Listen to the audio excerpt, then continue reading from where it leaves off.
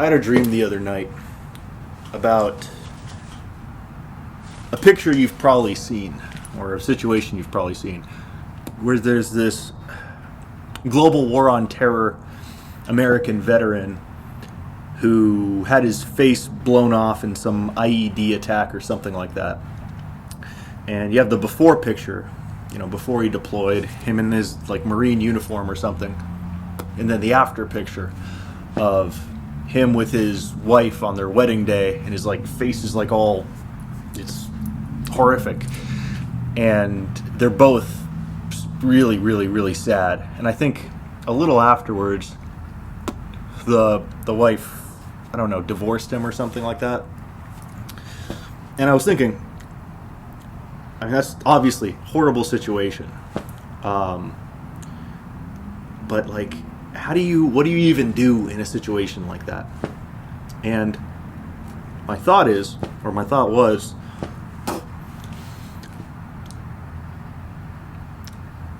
what if he just did the same thing that what was it? King Baldwin IV, I think, from you'll recognize it from the movie The Kingdom of Heaven, but the king who had leprosy, and then in the movie he just kind of he puts on this iron mask. I was thinking, why didn't that guy, or why couldn't you have done something like that? And would that have actually solved some of these problems? That's a clumsy way to put it.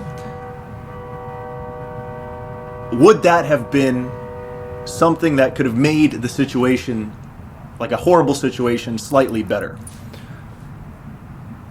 And then I wondered a little more, and I thought, why would that have made the situation better at all?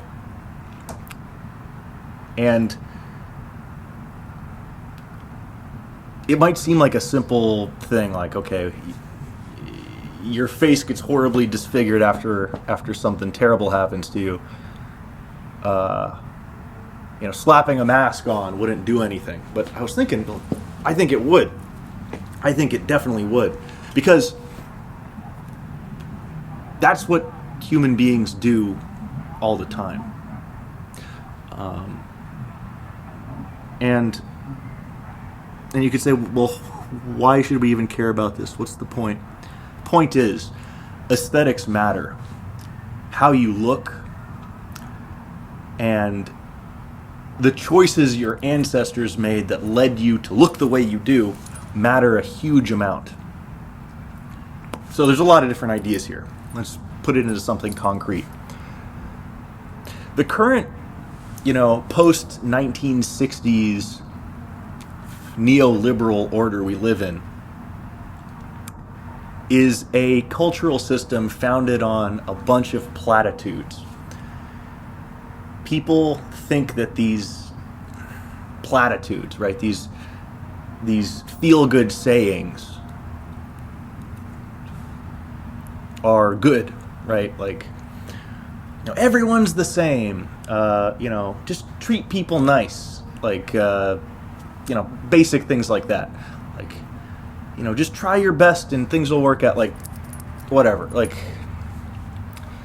I'm only scratching the iceberg surface here, but you get what I'm talking about. Our culture has that as the basis of its morality. A bunch of feel-good platitudes. One of these platitudes is, don't judge a book by its cover. Your looks don't matter, da-da-da-da, whatever. And in a situation as terrible as, you getting your face blown off, you'd like to say, oh, you know what, that shouldn't matter. It shouldn't matter. You should just look past it. But it's you can't. You can't look past it because that's it's important, right? If you were to wake up every morning next to someone who looks like a monster, do you want a life like that for yourself? I can understand why someone would want to leave a situation like that. But, but, it still is immoral to leave that situation.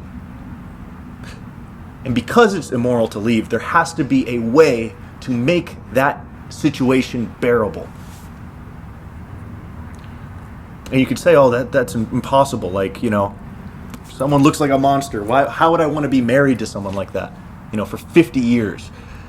I think the solution is you gotta twist reality in an interesting way that I think our current culture would not really accept. If you look back in the Renaissance, people wore crazy, crazy stuff. Like, you had men wearing these giant, like, puffy pants, and, they have these weird neck collars. Like, men and women were allowed to go crazy with, like, the frivolity, the aesthetic choices they make, whatever. Same thing in the 19th century. Even the 20th century. Not really the 20th century. 19th and 18th centuries, you could go and express yourself in an interesting way. But today, as a man, what are you allowed to wear? You don't really have that many choices. You can wear a collared shirt, you can wear a t-shirt, and you can wear a jacket. Can you wear a hat? Oh, you can wear a baseball hat, you can wear a beanie, but if you wear anything with a brim that goes all around, you're going to be looked at as pretentious or some fedora-wielding idiot, right? You have to realize, modernity, this all comes from modernity. Like our relation to aesthetics, right? Our relation to aesthetics compresses people down into one unified standard. It doesn't allow people to be like differentiated, like, and explore different modes of aesthetics. One of the reasons for this is due to kind of the domination of Marxism, like in the classical sense, on our culture, right? There's a prevailing idea currently that being high class is bad. In the past, right, in the 50s and previous to that, if you were to think about a high class person, that's what most people would be trying to emulate, right? This is why most people would wear, right, really nice stuff like a suit and a tie and a nice hat, because they're trying to look high class. They're trying to emulate the higher class. But ever since the 60s, to be high class, to be rich, is evil, right? Because Marxism is essentially just class warfare. And within Marxism, people who are low class are seen as the good guys. People who are high class are seen as the oppressive group that we need to fight against. When these people won the cultural war, everyone adopted that belief, and now no one wants to look high class, even the rich people, right? Which is why, you have Steve Jobs, wearing flip-flops and t-shirts to the office, and he basically founded the modern business world that we inhabit today, right? So business, culture, politics, all that kind of coalesces into, this idea of a rejection of higher class aesthetics, right? But that's just one thing, right? At the same time, you see a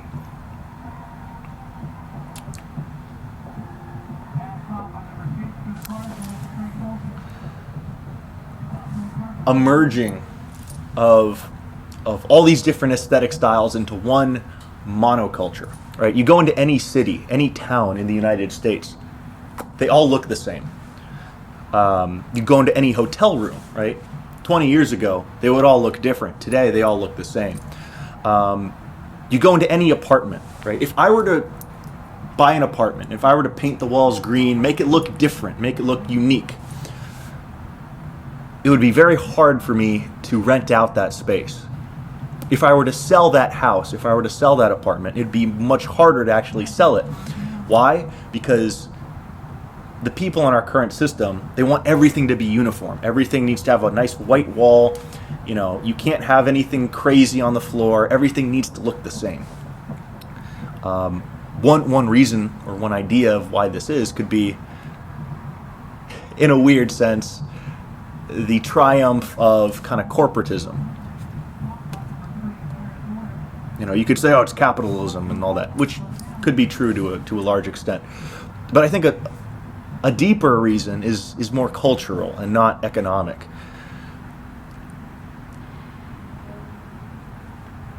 And you can look at this phenomenon kind of politically, I'd say. If you look at the left versus the right, and you've probably seen this diagram, but leftist beliefs are clustered very closely together, right? People who disagree on the left aren't disagreeing very much. Their beliefs are kind of centered, right? There's more of a consensus. There's more of a, how would you say it? Not a hive mind, but there's a consensus. The left has much more of a consensus than the right. The right is very fragmented. You have, monarchists, you have fascists, you have anarcho-capitalists, you have libertarians, you got Republicans. Like, they all believe very, very, very different things. And this reflects two different ways of viewing the world, right? And I'd say the leftist consensus stems directly from their belief system, right? You have to understand, leftism is kind of an atheistic offshoot of Christianity, where you're trying to answer the questions Christianity is trying to answer, but from a materialist, atheistic lens. And in doing so, it believes kind of the opposite of what Christianity believes in many different regards. But the leftist project is essentially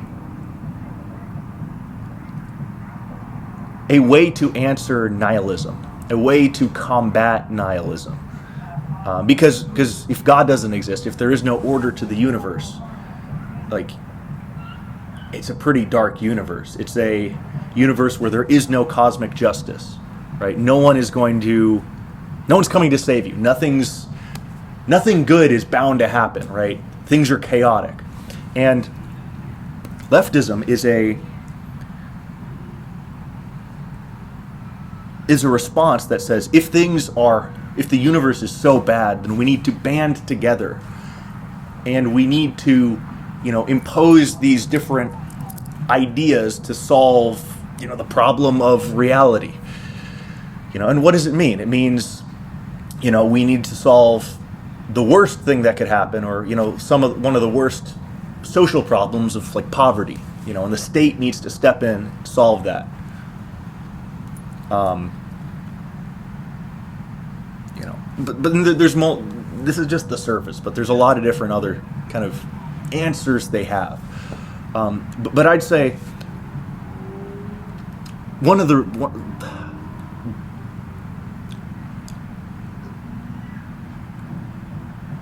in the modern day, the left has gotten much more extreme with how they view this kind of scenario, because number one, they see, Nazism and fascism, it's a dragon that is, looming over the state, over the world. They don't want that to happen again. But they also view other existential threats like climate change. And because of that, leftists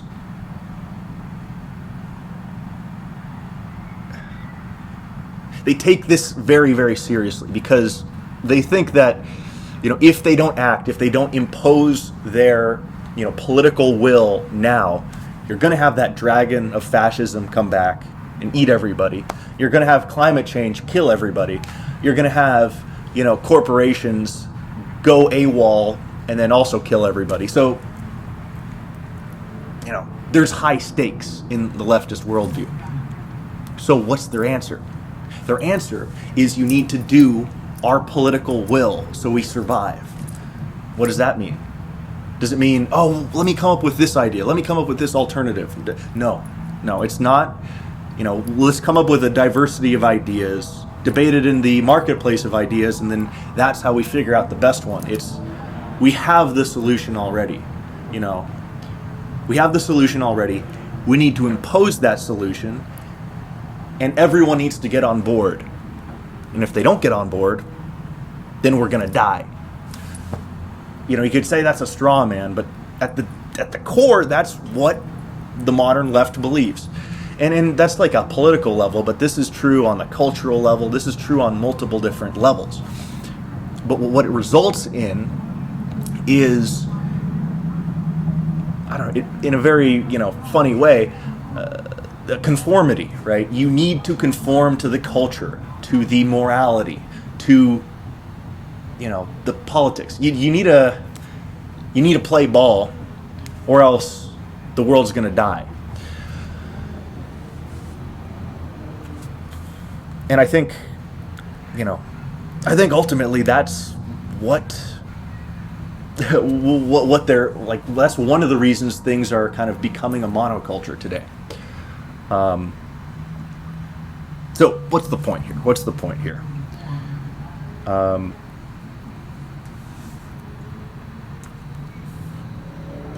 This affects aesthetics, going back to the original point. It affects aesthetics because since there is a monoculture, since there is an expectation of everyone to kind of conform to one singular type of fashion, type of standard, type of artistic style, to get with the program,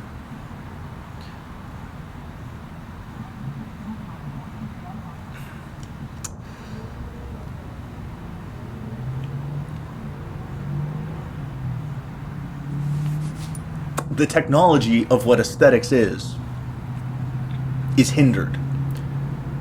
And I guess it's also misunderstood by this world model. It's misunderstood to the point where I think that it is doing a tremendous amount of harm to civilization. And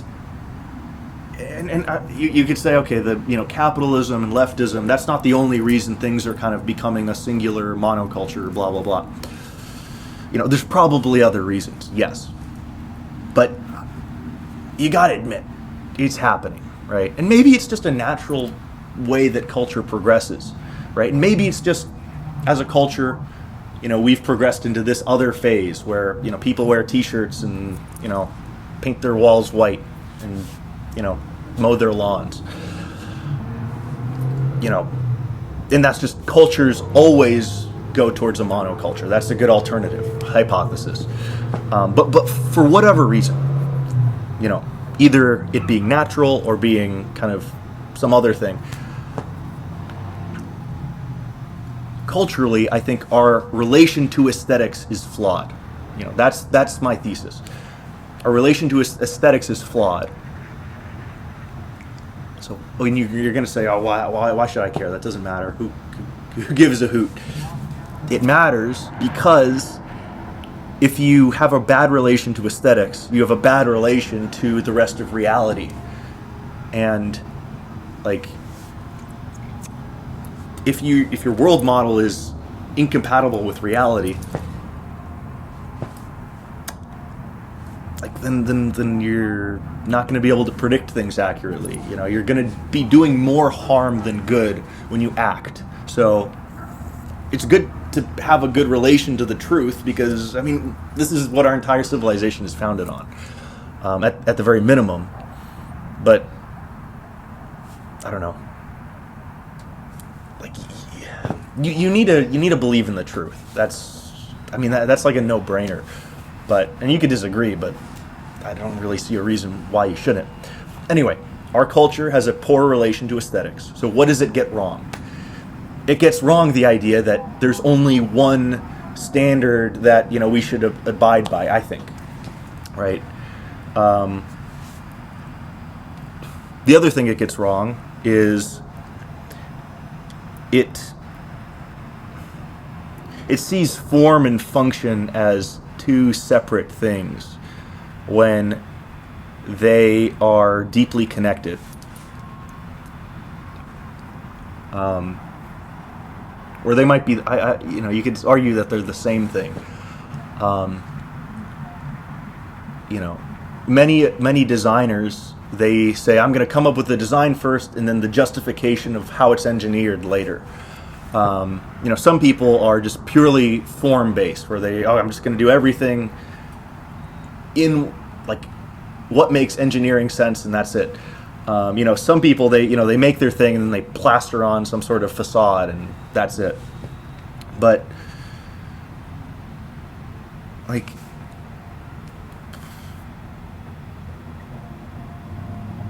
they're not separate. And I think the optimal form of design is what we see in nature, right? Every animal looks beautiful, and I've tried to find like how would you say it, a counter to that. And I'd say the only animals that you could argue don't look beautiful are animals that can't see, which means animals that can't evolve, they can't visually make an aesthetic judgment. Then you could say, oh, well, what about plants? Plants can't make an aesthetic judgment, yet they look beautiful.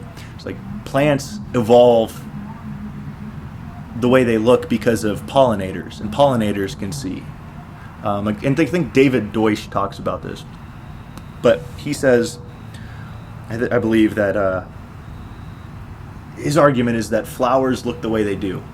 Flowers look beautiful and are probably the most beautiful thing that exists because they attract pollinators like bees. And you could say, well, then they just should look good to bees, but they don't. They look good to everything. Like, are human beings pollinators? No, but they still find it attractive, or attractive in an aesthetic sense. And the reason for that, according to Deutsch, is that aesthetics aren't some, thing that you throw on reality. It's not something that's subjective. There is some aesthetic dimension to reality. There's something that aesthetics communicates, right? And you can say, oh, it's symmetry, it's da-da-da, it's, right? You can try and describe it, but like, it's like a bunch of scientists who are blind trying to understand what an elephant is. One looks at the trunk, one looks at the foot, says it's a tree, one looks at the tail and says it's a rope, but they don't see the full picture. And that's kind of what aesthetics is. It's an actual dimension to reality. It's something that you interface with. It's not some other, byproduct. It's the real thing. And he said that the reason why flowers look the way they do, they look great, is because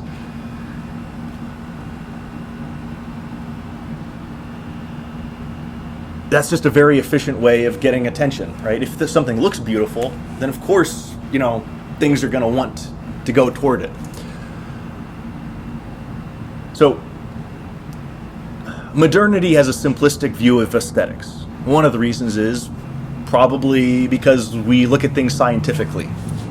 Like, in the Middle Ages, in the Renaissance, people said that the form of the table is like, this is the form of the table. Okay, well, how would you say it? Owen Cyclops talked about this, but they looked at the form first and then the attributes of the form. But the way we look at it is we look at the attributes and then we describe the form with it. So, you explain a waterfall from first principles. You explain the behavior of each particle based on Newton's laws, and then how they interact with each other, and then you look at the fluid dynamics, and then you look at the waterfall, right? Whereas people in the past would look at the waterfall and then explain the attributes of it. And I'd say both are valid. Both both are good ways of analyzing reality, but we've kind of forgotten all about that form-based or Platonic or whatever, however you'd want to describe it, way of viewing things, which means that we kind of have a stupid way of looking at reality. So what's the point here? Our culture should have some leeway for different forms of aesthetic. Our culture shouldn't be a monoculture. It shouldn't be something where we should all need to conform so that we don't die, on the things that, there is leeway on. For some things, we should abide by common standards like marriage and other things like that, right? Morality, but you, at the same time, you need to allow for human expression. So, I don't know. In the case of the guy who got his face blown off, I feel like what you should do in that situation is pull the King Baldwin, get some sort of steel face mask, and adopt an aesthetic of some mysterious guy, right? Wear a hooded thing and become a different person, because ultimately something traumatic like that turns you into someone new. And if you just go along and pretend like things are okay, even though your aesthetic nature is completely changed, that doesn't work. You could say it does. Oh yeah, people should just be nice. People should just treat it like everything's okay, because that's the platitude that we abide by. But no, you should accept the fact that things are very different, but then create a new life, accept that you're reborn into some new form, and then create a form that works for you. But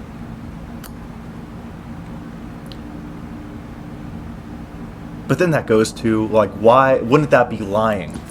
Wouldn't you be lying if you wear a face mask even though you're disfigured? And I say no. Because why do your aesthetics even matter? Why do we even care who's attractive and who's not and whatnot? Because it's not just about attractiveness. It's not just about how you look. That tells you something much, much deeper about maybe not you as a person, but what you represent in the historical chain of, your being, right? Because you don't own your body. You don't own your form. You are loaned your form by this historic progression of your ancestors, right? All of your ancestors made a choice in who they married, who they had children with. And the sum total of all those little micro decisions led to how you look, led to the archetype of your form. And you could say, oh yeah, well, everyone's beautiful. It's like, no, not everyone's beautiful. And I'd say a lot of the times the reason for that is that people made poor decisions. Let's say somebody married someone really ugly because they just want to, they want to have kids now. They're impatient, right? They want to, I don't know. Yeah, they want to have kids now. They want to have some fun. But that impatience leads to, most likely, a form that is suboptimal. Same thing if you, let's say you're some Navy sailor who every time he goes into port, he doesn't care about the type of woman he's with, as long as he gets with a woman, right? This Navy sailor is gonna, sow his oats. He doesn't care how, attractive or unattractive the person is, and what does that lead to? That leads to ugliness. And you can say, oh, that's a terrible thing. It's like, I mean, okay. Would you, if you could, add like 3 points to your attractiveness? I mean, I'm assuming you probably would, but you can't. So it matters, right? You got to make the most with what you got. But at the end of the day,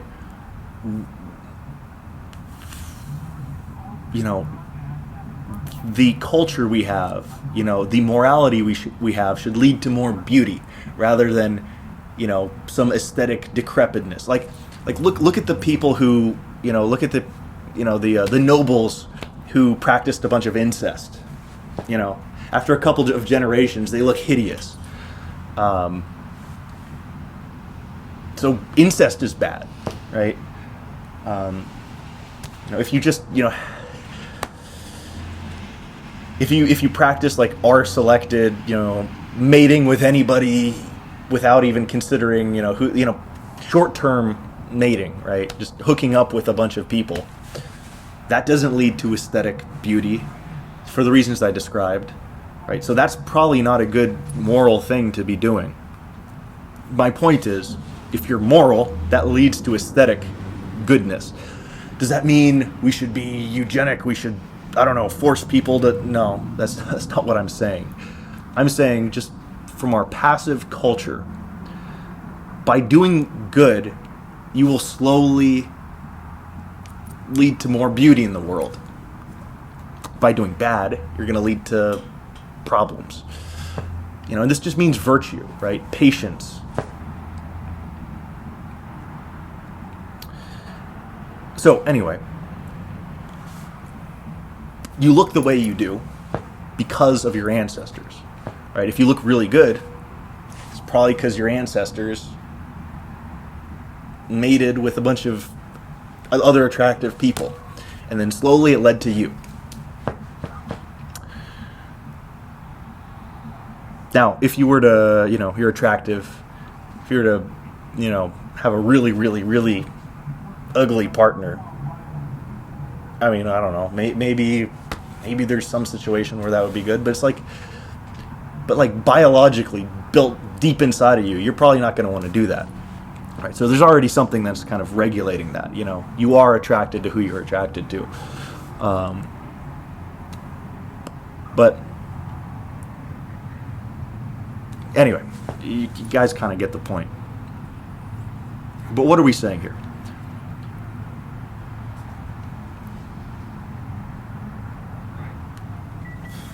Would you lie? Would you be lying if you're wearing a steel face mask after a disfiguring accident? I would say no, because have your genetics changed? Have, at a deep level, are you a different person? No. Something, surface level is gone, right? The way you look is basically just like a marketing billboard. The way you look, your attributes, they're nothing except for a signal to other people, what your genetic makeup is. So, I think, the face mask thing isn't bad, but I'd say that the alternative, like plastic surgery or makeup or whatnot, I think that's actually, we think it's good, we think it's acceptable, but I don't think it is, because you're basically lying to your partner, you're lying to people about who you actually are, or what your form is. And like,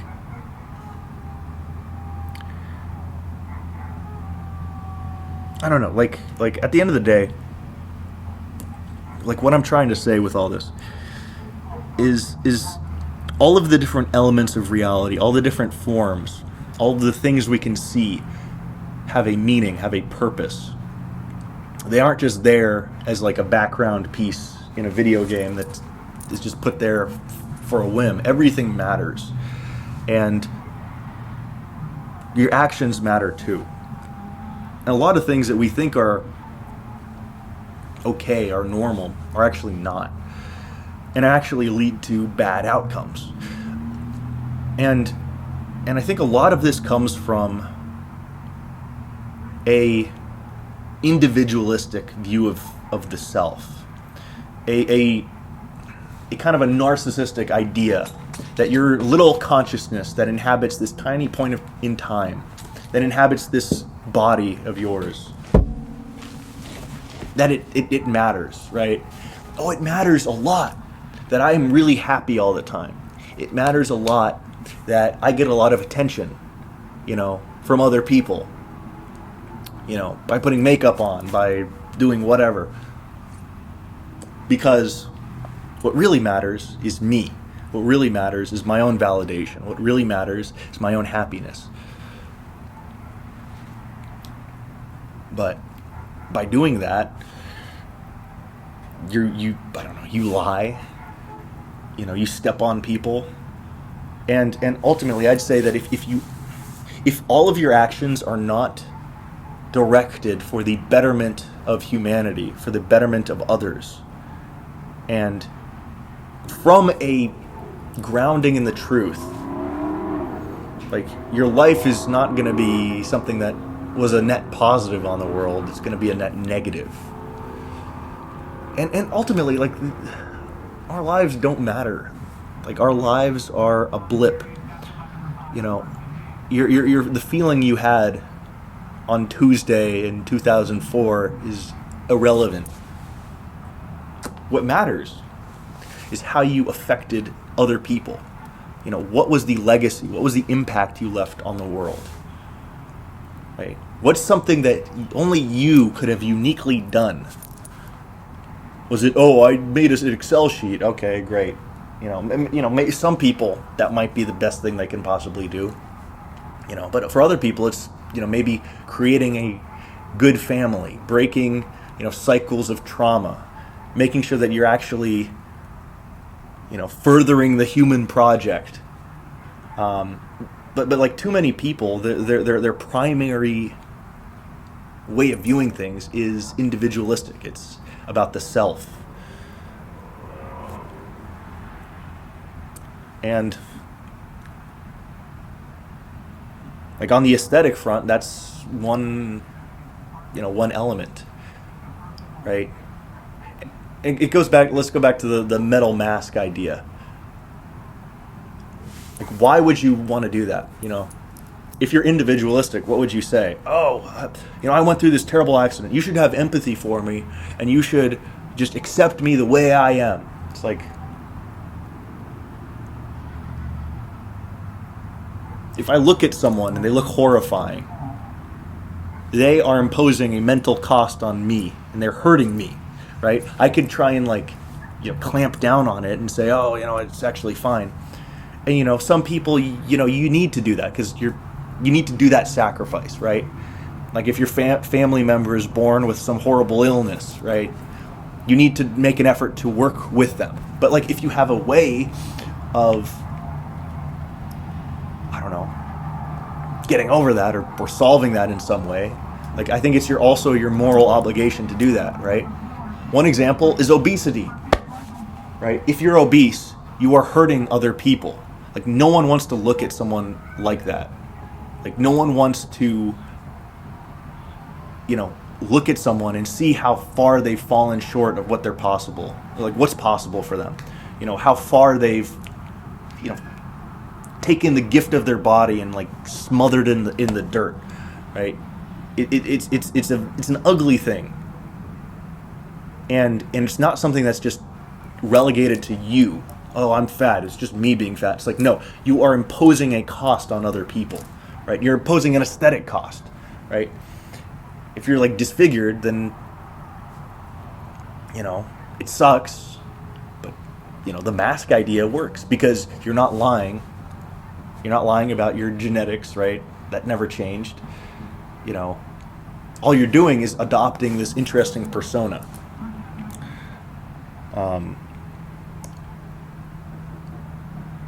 But like at the end of the day, though, you have a responsibility to help others, to make it so that other people's lives are easier, because everyone has a hard life. Everyone has a set of challenges that seem impossible. And at the very minimum, we should try to make reality not suck for people as much as it already does.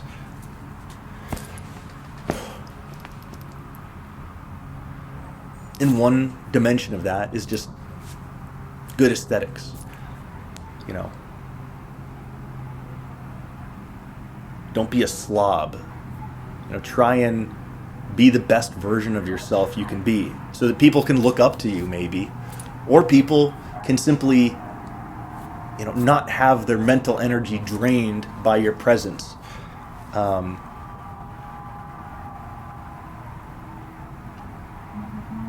At the same time, though, some people who are aesthetically challenged, right?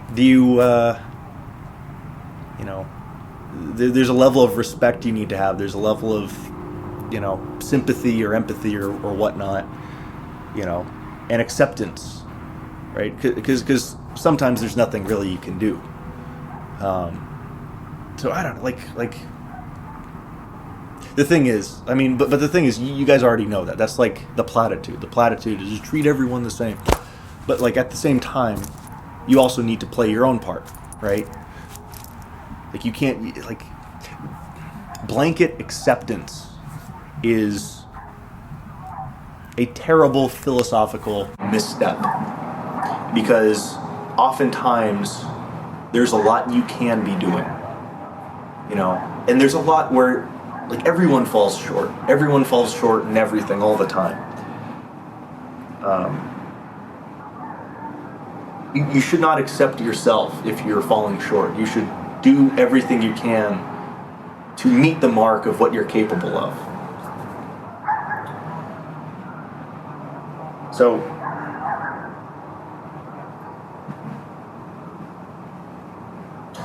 at the end of the day, to recap, aesthetics matter, and they matter because it's not just a cherry on top of reality. It's a fundamental part of reality. It's a fundamental dimension of it, to the point where evolutionarily,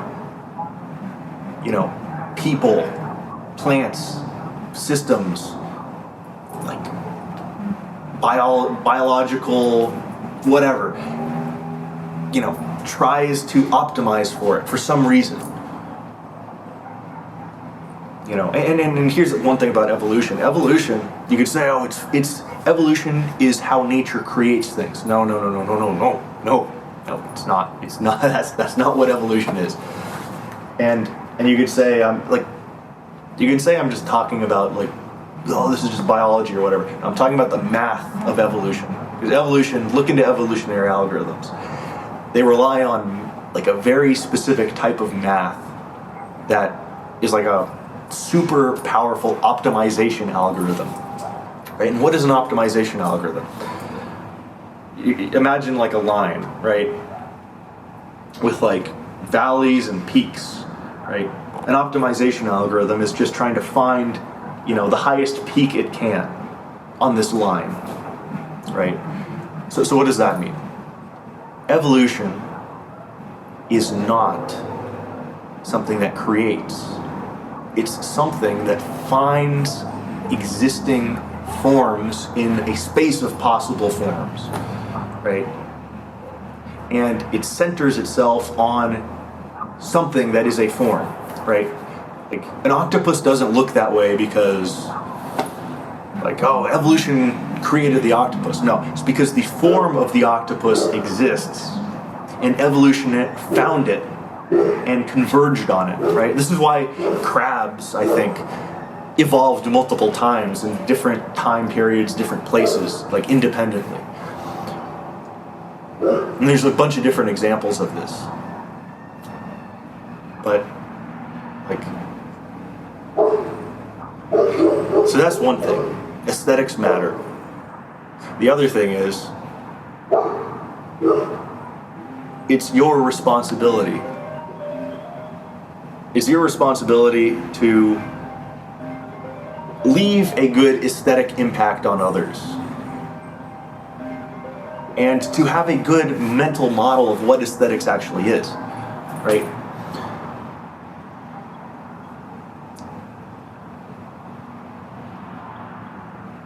And I think as a culture, I guess this is the final thing, we need to stop having such a narrow view of what is aesthetic. You know, I don't think anyone likes, bleach white apartments and every single building looking the same, and everything looking the way some committee thinks is the best way of it looking, right? A hotel looks the way it does because some, group said, okay, well, what do people in general like the most? Oh, they want to have this, this, and this, all right? They choose something that's safe. They choose something that, oh, this is safe, this is something we can sell really quick because a lot of people like it. It's like, that's just mediocrity. That's like, when mediocrity is like that's essentially what's happening, right? It's where the Marxist culture leads us. It's where the capitalist culture leads us. That's where our just culture in general is currently leading us. It's leading to the normalization of this, mediocre platitudes as an aesthetic. And it's like, man, do we really want to live in a society where that's the best we can do? Do we really want to live in a society where there's no spice to life, there's no whimsy, there's nothing a little different, right? Because the craziest thing you can, just in terms of fashion, the craziest thing you can wear as a man, right, without looking like some complete freak weirdo, right? Okay, imagine you wear a trench coat and a cool hat and some weird glasses and an interesting vest and some boots and I don't know, some weird baggy pants and some, I don't know, a ruffle, I don't know, something crazy. You're gonna be looked at as crazy, right?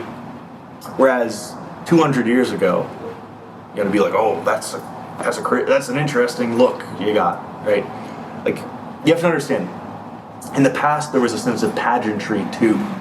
People went outside and they wore crazy stuff because they had a different approach to life than we do, right? And corporations, they expect you to all, they expect you to look the same. They expect you to conform because you want your manager to have an easy time, right? The corporations want you to be a gear in a complicated machine. And if you aren't easily categorizable, if the machine can't put you into a box and put you on an Excel sheet and move you around, right? If you're a little spiky, if you are a little different, complicated organizations do not like that. They do not like things that are different, that things that occupy multiple categories at once. Because it just makes the calculation way too complicated, right? Why does HR speak exist? I hope this email finds you well. At your earliest convenience, would you be able to fill out the reason that exists is because it's the flattening of the human being into a box that is easily malleable, easily understandable, and non-threatening and just, boring. Because it's computationally efficient for the system. But no one really likes this. No one really enjoys what's going on. And it's very anti-human. I don't know. Corporations are basically AIs, and I've talked about this before, right? And this is an example of reverse alignment. Instead of the AI aligning us aligning the AI to what is good for humanity, the AI is aligning us. You know, same thing is happening with ChatGPT too. By the way, like people are kind of structuring their sentences, structuring the way they speak. You know, structuring their thought patterns based on, you know, large language model algorithms. And you can look this up. This is like happening. Same thing with just algorithms in general, your social media, all this stuff. It's shaping who we are. And you know, some of this is kind of mundane, it doesn't really matter, but like at some other level, you know, too much of this is definitely not a good thing. Like, we need a space for like the diversity of, you know, human form. You know, and we need to like cherish it, cherish the expression of multiple different types of human beings, multiple different forms, rather than just like crushing it for all the reasons I mentioned, right? Through either a simplistic ideology on class or just like a stupid approach to form and aesthetics based on stupid platitudes. And like, you know, maybe a lot of this is confusing. All I'm saying, at the very core of this is, like, we need to be comfortable with the messiness of reality. And we can't accept the flattened version that we have right now. Right? Every single town should not look the same. Every single person should not look the same. You know, it might be efficient. Oh, it's no, but that's the most efficient way of, like, that doesn't matter. We need to be comfortable with some of the chaos that can emerge when you let people explore aesthetics, explore form, explore the potentials of what's out there. You know, because what's happening in our current society at multiple angles is an attempt to take that beautiful human complexity and monotonize it and turn it into one singular slop thing. And I don't know. All we got to do is, you know, fight that impulse, even if it might be rational, right? I mean, it's rational, but it's not sane. And the reason for that is because it's just the belief systems that lead to that are stupid, are wrong, and they're incomplete. So, I don't know. Hope you guys enjoyed, and I will see you guys in the next episode. All right, you guys have a good one. Peace out.